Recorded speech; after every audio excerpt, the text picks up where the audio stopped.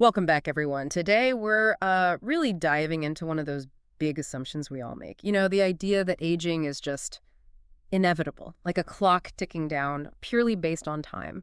We're looking at sources today that basically say, hold on, maybe that's fundamentally wrong. Yeah, it's definitely a radical rethink. Our focus in this deep dive is this challenging idea. Yeah. Aging isn't destiny. Yeah. It's maybe a controllable chronic process, almost like a self-inflicted wound over time, driven by two main things, toxin accumulation and nutrient loss. We're trying to shift aging from fate to, chemistry, functional medicine almost. And it hits home right away because the source author actually lived through this. They had this really alarming health crisis, things like muscle atrophy in the chest, I think, and this really weird, persistent rash, maybe like herpes. And they did the whole medical circuit, biopsies, blood tests, you name it. Right. And every single result came back normal. Yeah, and that's the perfect starting point, isn't it? It throws that gap wide open, the gap between what a lab report calls normal and what's actually happening in your body, your physical health. I mean, the body was clearly struggling, the symptoms were there, but the standard tests, well, they just weren't designed to pick up on that kind of chronic, slow burn problem, the nutritional debt, the low-level toxicity. Okay, so that phrase normal doesn't mean healthy. That's really key here. We need to kind of absorb that. All right, let's get into the mystery then. What was really going on behind the muscle wasting and that skin issue? Well, the answer, surprisingly, was pretty straightforward. It boiled down to severe long-term protein deficiency. The author had been living this very restricted lifestyle, often just one meal a day, lots of fruit maybe. Okay. So while they were getting some calories, some vitamins, sure, over time, this created a huge nutritional hole, Yeah. especially in protein, which you absolutely need for repair. Hold on. So we're talking pretty serious symptoms. Muscle wasting away, chronic skin problems, inflammation. And the diagnosis wasn't some rare disease or complex issue. Nope, not at all. The nutritionist's advice was almost shockingly basic. Which was? Eat at least one egg every day. An egg. An egg. That was the core intervention. Wow.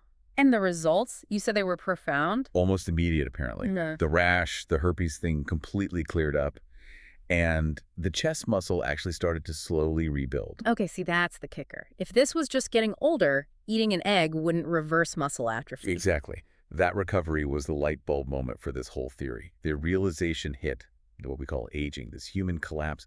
So maybe not the clock, it's more like chronic damage. Yeah. Self-inflicted, really, from that mix of not enough nutrients and too many toxins. It's like a long-term injury because the body just doesn't have the resources for its daily upkeep, not some preset biological timer. So this reframes aging completely. If it's not time, what are we calling it? What's the actual process? The source gives it a specific name, aging as an accumulative toxin poisoning phenomenon. Think of it as a functional disorder. The system starts breaking down because its main job repairing itself is crippled by nutritional gaps and environmental junk. And what makes this so dangerous, and the sources really hammer this point home, is that it's sneaky. It's slow.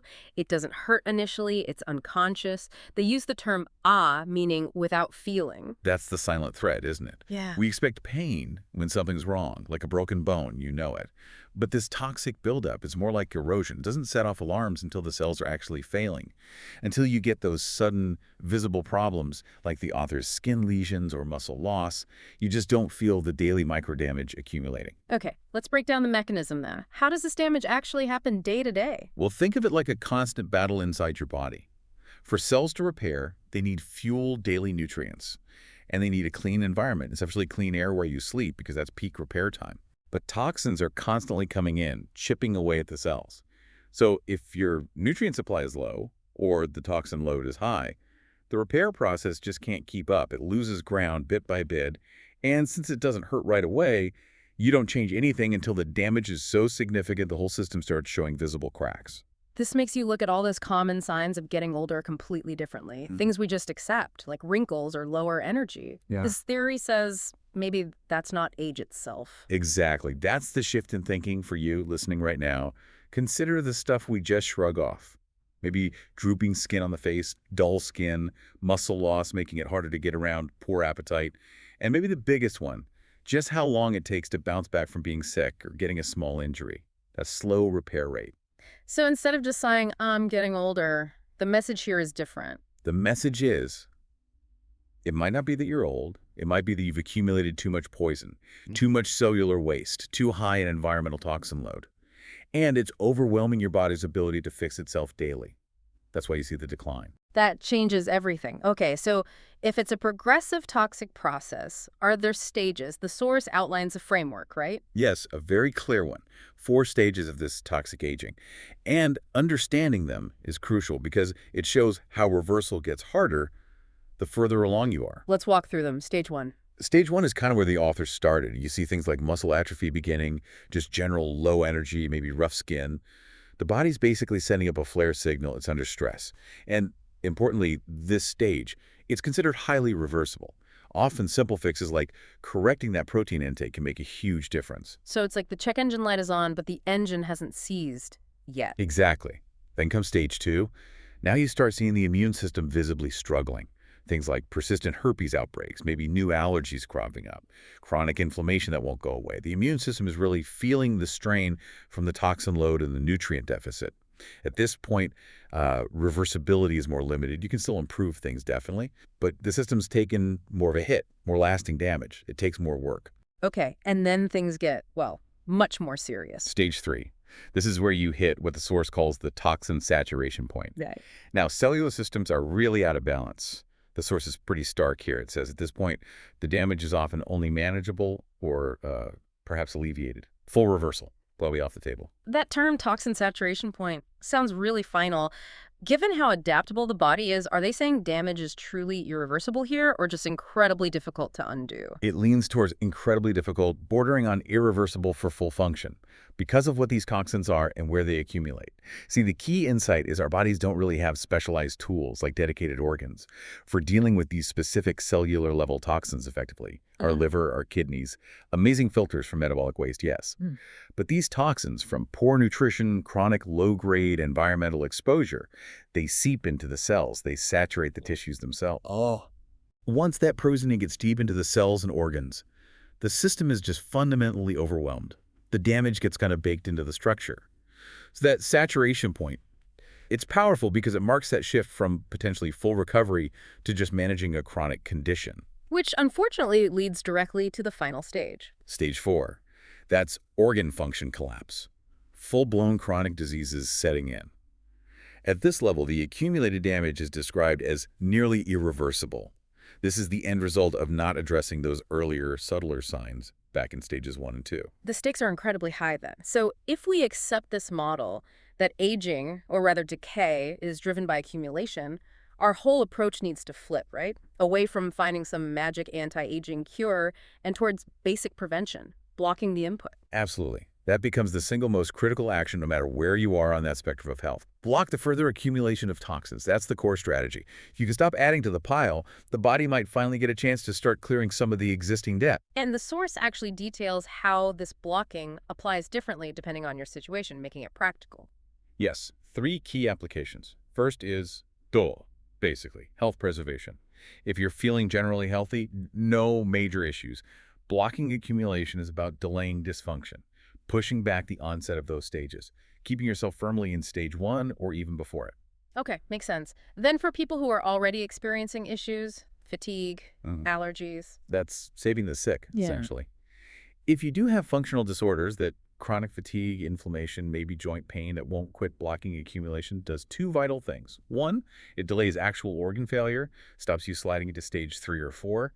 And 2, crucially, it helps any conventional treatments or medicines you're using to actually work better. You're reducing the internal noise, the toxic interference that can often hinder how well therapies work. You're clearing the path for healing. Right, reducing the body's overall burden. And finally, for those dealing with more serious diagnosed conditions. That's aiding longevity. If one organ system is already compromised, say, your liver or kidneys are known to be struggling, blocking further toxin intake acts like a firewall. It stops the toxic load from tipping over other secondary organs into failure. It prevents that cascade effect, that total system collapse. So the message is consistent whether you're 35 and fit or 75 managing illness. Stop the poisoning. Which leads us to the environment we live in, the one outlined by the source.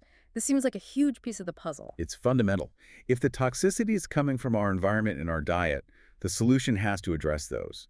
The goal described is creating what they call a human small heaven. Basically, a personal living space that's as pure, non-toxic, and oxygen-rich as possible.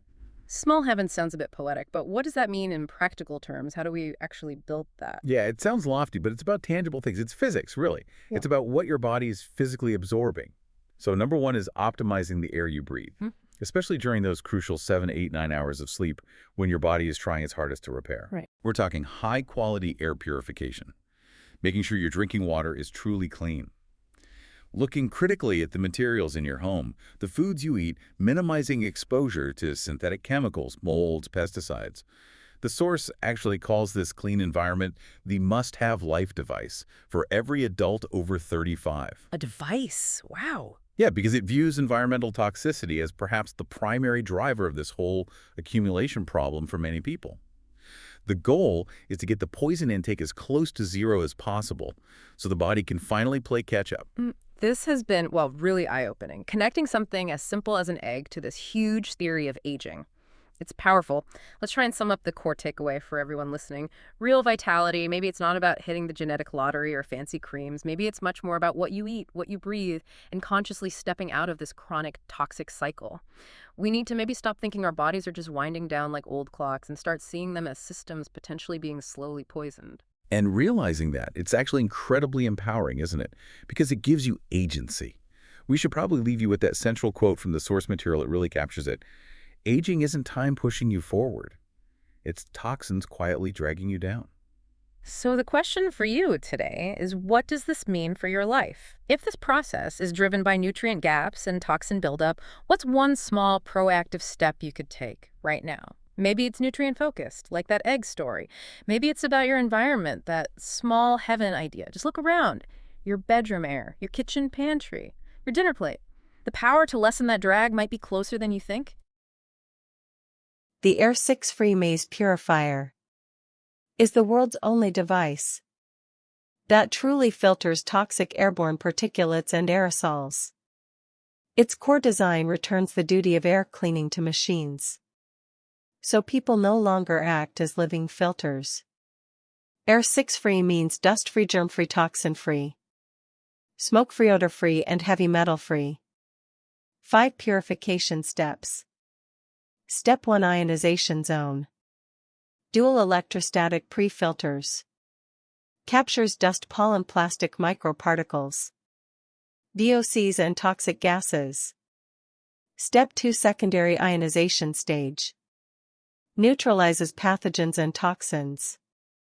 Charges all remaining particles and aerosols negative. Prepares them for final capture.